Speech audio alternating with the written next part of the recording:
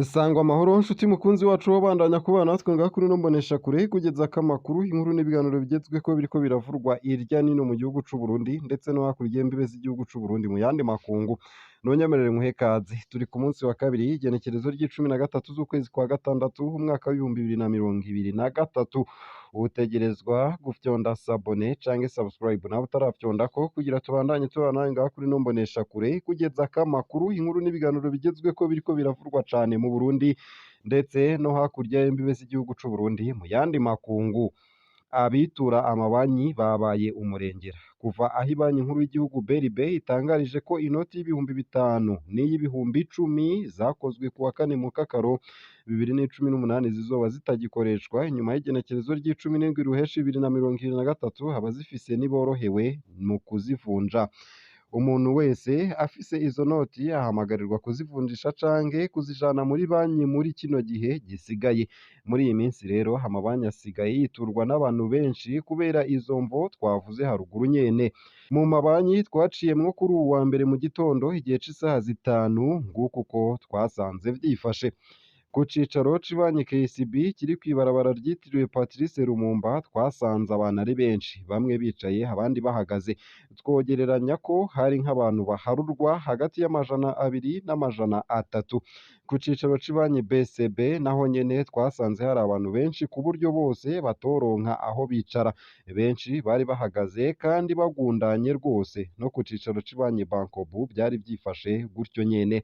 Abantu twavuganye bemeza ko bari bahamaze amasaha atatu batonze kandi baravye uko ibintu vyifashe ntibashobora gushikirwa batarindiriye ayandi masaha abiri canke arenga.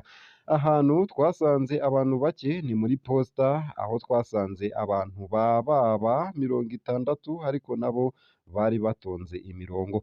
Ikindi kintu kivyunyura twabonye nuko na vya vyuma bitanga amafaranga guichet automatique de bure bitariko birakora. Ivyo bigatuma abantu bipfuza kubikuza udufaranga twabo bica bibagora. Nayo kandi igiciro c'isukari gishobora kuduzwa umwanya uwo ari wo wose. Nk'uko biboneka mu cegeranyo c'inama nshikiranganji yakoranye kuri uwu wa karindwi ruheshi 2023 irongowe n'umukuru w'igihugu c'u Burundi Evariste Ndayishimiye, ngo igiciro c'isukari gishobora kuduzwa mu minsi iri imbere kubera ko ibisabwa kugira ngo ishobore guhingurwa vyadugijwe ibiciro nka vyose. Nk'uko biboneka muri ico cegeranyo abashikiranganji basanze ibikenewe vyose mu guhingura isukari uhereye mw'irima ry'ibikaju gushika kw'idandazwa ryayo vyose vyaraduze. Aho twovuga nk'imyavu y'ikizungu, ibikoresho bikoreshwa mu guhingura ibivangwa n'ibikaju kugira ngo isukari iboneke n'ibindi. Ikindi kandi ngo n'amatagisi hatozwa isukari ishowe navyo nyene biri mu bituma. Ikindi kandi ngo n'amatagisi atozwa isukari hishowe. Ivyo navyo nyene bikaba biri mu bituma ihinguriro Sosumo rikora rihomba.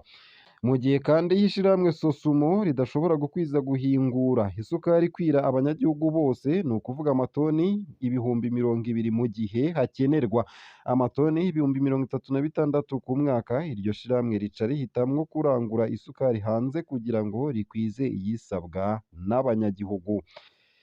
Umushikiranganje mu vyajejwe harimwo uburimyi Dr Santus Niragira akaba yaramenyesheje ko muri ico gihe usanga Sosumo ibihomberamwo kuko uku kuntu ibiciro vy'amafaranga mvamakungu biguma bihindagurika ari kimwe mu bituma bahomba. Abo bashikiranganje rero bakabona ko mu minsi iri imbere hashobora kuzofatwa ingingo yo kuduza igiciro c'isukari kandi n'amatagisi yahora atozwa kw'isukari agahagarikwa vy'imfatakibanza. Mwomenya ko kandi gushika ubu igiciro c'isukari cari kiri ku mafaranga 2500 mu mafaranga y'amarundi nyene. Ico giciro kandi kikaba cari cashinzwe mu mwaka w'2017. Ese iyo nkuru muyakiriye mute?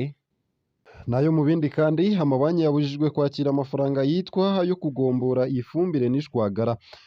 Nk'uko biri mw'itangazo nomero 710 akarongo kaberamye 3012 akarongo kaberamye 2023 ryo kuri uwa 12 ruheshi 2023, ubushikiranganji bw'ibidukikije uburimyi n'ubworozi bwabujije amabanki n'amashirahamwe yo kuziganya no kuguranana kongera kwakira amafaranga yitwa yo kugombora ifumbire n'ishwagara. Ayo mabanki n'ayo mashirahamwe akaba yari amaze iminsi afasha mu gikorwa co kwegeranya amafaranga yo kugombora ifumbire n'ishwagara ku giciro kitavuna catanguye ku wa mbere Ruheshi 2023. Iryo tangazo rikavuga ko iyo ngingo ishirwa mu ngiro kuva kuri uwa mbere igenekerezo rya 12 Ruheshi 2023 kugeza igihe izosubirizwa n'iyindi hanyuma. Mu gihe ahatari hake mu gihugu bari batanguye kurima mu myonga, imvo yatumye ico gikorwa co kugombora ifumbire gihagarara ikaba itamenyeshejwe n'ubushikiranganji, ariko bamwe bakabona ko iyo ngingo yoba ifashwe nk'ingingo mperekeza iheruka gufatwa n'ibanki nkuru y'igihugu BRB ijanye no guhindura inoti z'ibihumbi 5 n'ibihumbi 10 mu mafaranga y'amarundi mu ntumbero yo gukinga ko hari abanyegurura amafaranga bari baranyegeje bakayagura ifumbire. Twoyibutsa kandi ko no mu bushikiranganji mu byo bujejwe harimwo intwaro yo hagati mu gihugu buheruka guhagarika gutanga impusha z'abarangura umwimbu w'ibifungurwa bawujana mu zindi ntara. Ese iyo nkuru muyakiriye gute? Twandikire. Nayo mu gusozera ano makuru ntunyemerere ngeze ko iyi nkuru ivuga ko umushikiranganji wa mbere Gervais Ndirakobuca hariko agabisha abagendana amafaranga mvamakungu mu mifuko yabo ko bazofatwa bakajanwa mu butungane.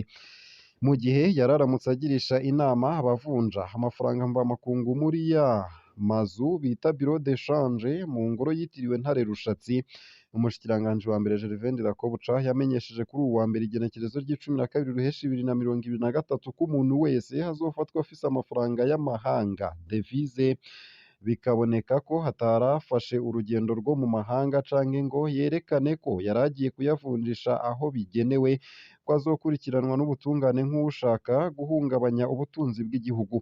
Ku bwa Gervais Ndirakobuca ngo amazu y'ubuvunjayi namwe mu yatuma ubutunzi bw'igihugu buguma buhungabana, akaba hariyo mpamvu amenyesha ko amazu yo kuvunja atazoshobora kwegeranya amafaranga ibihumbi 50 vy'amafaranga mvamakungu burindwi hazoca yugarwa.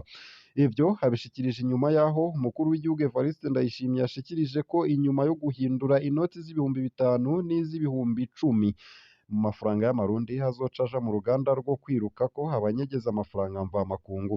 Hari mu gihe yari yakoranije abategetsi bakuru baronka amabanga biciye mu itegeko ry'umukuru w'igihugu.